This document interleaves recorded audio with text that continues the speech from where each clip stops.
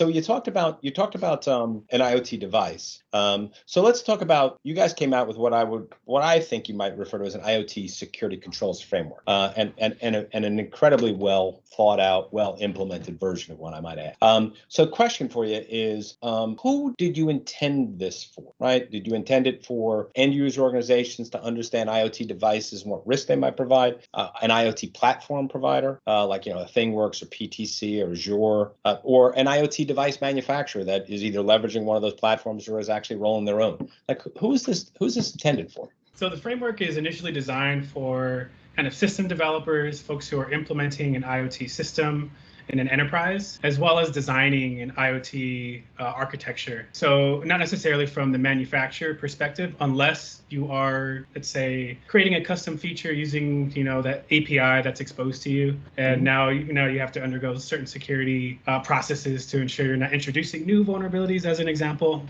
which is some things that we've considered in the framework. But it's really a holistic, from process to technical controls, to even safety and privacy.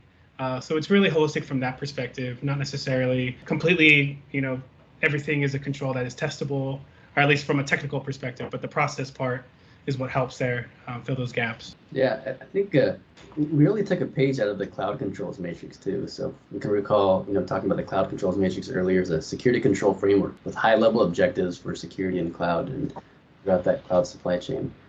And the IoT framework can be done in that similar way too. It was certainly designed with what Aaron had said in mind. But if you look at even some of the device layer controls in there too, they can be very specific to at least manufacturers understand, like, hey, maybe there's some default principles when it comes to the manufacturers, when it comes to sending out these devices to your customers. Maybe there's things that can be set as default. And if we remember that initial wave of IoT devices that went out to where default passwords, for example, administrative passwords weren't changed by default, and we saw huge vulnerabilities and exploits there.